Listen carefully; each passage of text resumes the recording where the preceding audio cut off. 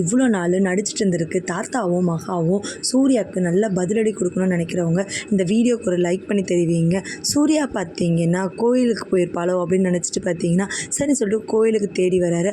அதே மாதிரி பார்த்தீங்கன்னா தாத்தாவும் பாட்டியுமே பூசாரி ஃபோன் பண்ணாங்கன்னு சொல்லிட்டு மகாவை பார்க்கலான்னு சொல்லிட்டு கோயிலுக்கு வந்திருப்பாங்க. அப்போ மகா ஓரமாக தூணில் உட்காந்துட்டு அழுதுட்டு இருப்பாங்க. என்ன மகா எதுக்காக இங்கே வந்து உட்காந்துட்டு இருக்கு அப்படின்னு சொல்லிட்டு கேட்கும்போது, ஒன்றும் இல்லை தாத்தா, எங்கே போகணுன்னு தெரியாமல் முழிச்சிட்டு உட்காந்துட்ருக்கேன். எனக்குன்னு எந்த வீடும் கிடையாது. அம்மா வீடு நிறந்த நிலை, புருஷன் வீடு நிறந்த நிலை ஆகிடுச்சு. நான் எங்கே போனேன் தாத்தா அப்படி சொல்லி.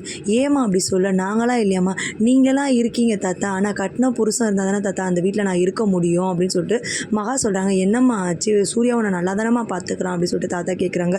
நல்லா தான் பார்த்துக்கிறாரு, இங்கே பாருங்க அப்படின்னு சொல்லிட்டு அந்த பேப்பரை காட்டுறாங்க.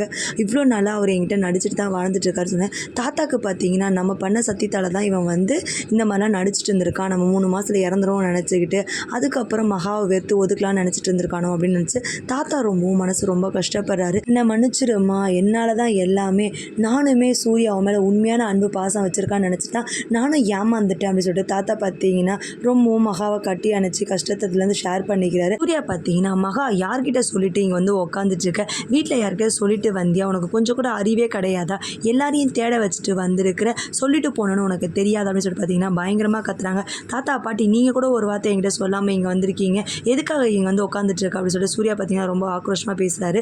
தாத்தா பார்த்தீங்கன்னா, வாயை மூடு சூர்யா, உன்னால தான் எல்லாமே, இவ்வளோ நாளாக நீ நடிச்சிட்டு இருந்திருக்க, உண்மையான பாசத்தை காட்டுன்னு சொல்லிட்டு அவளை ஏமாற்றிட்டு இருந்திருக்கியா அப்படின்னு சொல்லிட்டு தாத்தா பயங்கரமாக எமோஷனாக வர. தாத்தா என்ன சொல்கிறீங்க, நான் எதுவும் பண்ணிய தாத்தா, அவன் மேலே உண்மையாக தான் தாத்தா பாசம் வச்சுருக்கேன். நடிக்காத சூர்யா, இன்னமும் எல்லாமே எங்களுக்கு தெரிஞ்சிருச்சு, இவ்வளோ நாளாக நீ நடிச்சிட்டு இருக்கேன்னு எனக்காகன்னு நீ இவ்வளோ தூரம் பண்ணுவேன்னு சொல்லி நான் எதிர்பார்க்கவே இல்லை சூர்யா, என் மூஞ்சில் கூட முழிக்காத, எதுக்கு நீ இப்படிலாம் பண்ணி இவ்வளோ கஷ்டத்தை கொடுக்குற மகாக்கு, அவள் என்ன பண்ண, அவள் ஏழ்மையாக இருக்கிறதும் இதுவாக இருக்கிறதும் உனக்கு கஷ்டமாக இருக்கா,